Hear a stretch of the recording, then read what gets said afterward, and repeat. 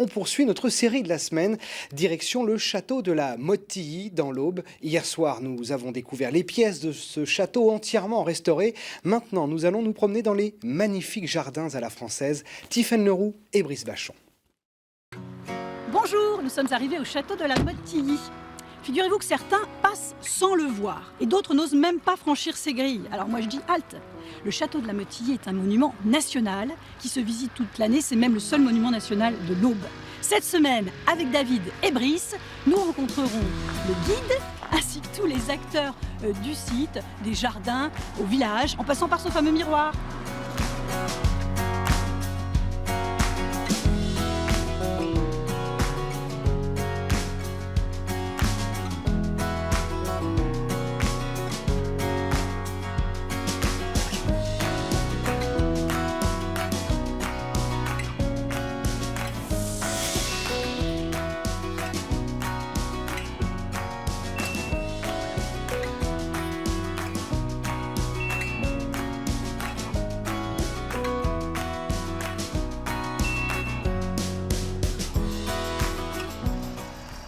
Quand les journées du patrimoine approchent, François Jamet doit veiller aux moindres détails. Alors ce matin, François, vous nous embarquez pour les jardins ? Je vous embarque.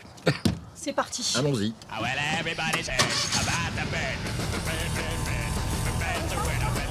Au château de la Motte-Tilly, tout est classé monuments historiques, y compris les espaces verts. 1 à 2 fois par an, les 4 jardiniers doivent embellir les taupières.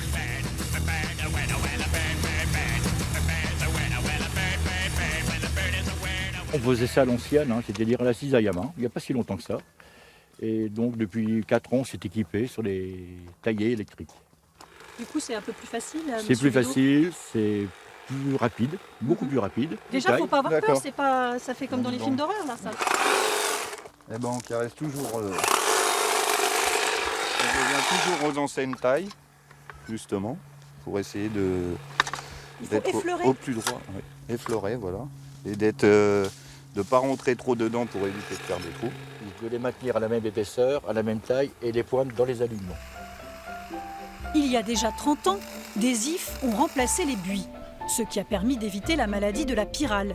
Le jardin régulier est très en forme. Autre emblème du jardin, son miroir, un terrain d'initiation passionnante.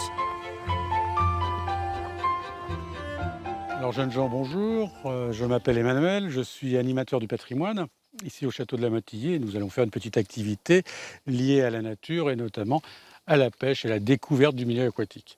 Donc dans ces jardins à la française, on intègre toujours un étang donc, qui va refléter le ciel dans les eaux.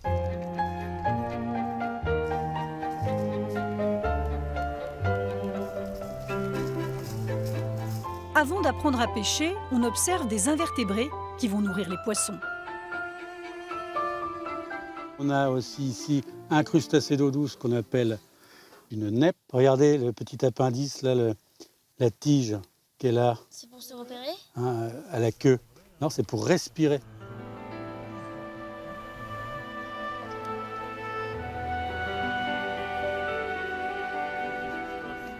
Comme ça, ta main ici, voilà. Toi, le bouchon, c'est celui qui est sur la droite, d'accord? Tu observes bien ce qui se passe. Et si ça bouge, tu m'appelles. Emmanuel supervise l'installation de ces statues qui devraient s'animer très vite. Au-delà de la technique, il y a des messages à transmettre.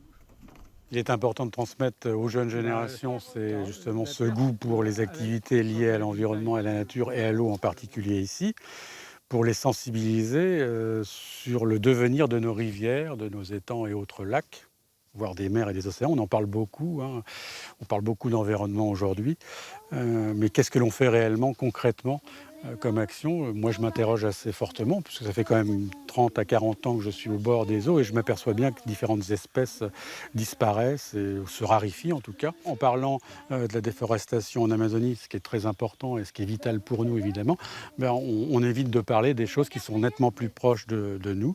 Et donc, moi, je pense à l'urbanisation outrancière et puis effectivement à ce non-souci de la préservation des milieux naturels qui se raréfient de plus en plus dans notre pays. Alors, Jules a un petit gardon, voilà. Tu vas pas me dire que c'est ton premier poisson? Si, c'est son premier. Oh, bah dis donc. T'es content, Jules? Enfin.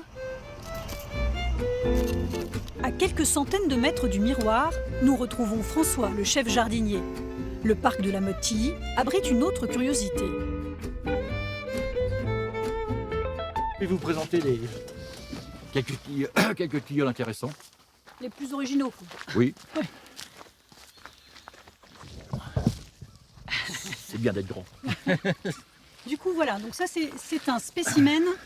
C'est une espèce type, c'est le tilleul de Mongolie. Donc vous pouvez voir la feuille qui est tout à fait différente d'un tilleul commun. Alors aussi nous avons le tilleul à grande feuille, le tilleul à platyphylla, Qui est beaucoup plus classique qui alors. est très classique. On trouve régulièrement dans nos forêts. Donc voici la différence des feuilles. C'était pour donner une nouvelle attrait au parc de la Motte-Tilly après la tempête de 99, où on a eu beaucoup de dégâts. 70% du parc, surtout forestier, a été rasé. Du coup, vous avez replanté des tilleuls de toutes sortes. De toutes sortes, et on a fait labelliser la collection. Avouons-le, sans l'œil d'expert de François, difficile de se retrouver dans cette collection de 80 tilleuls. Mais la promenade est très agréable. Alors de tout ce tilleul, qu'est-ce qu'on fait Qu'est-ce qu'on peut faire Des tisanes Ah oui. et du sirop. Ah ben, moi, je boirais bien une petite tisane glacée au tilleul. Et puis demain, nous, on retrouvera les salariés de l'association Chlorophylle.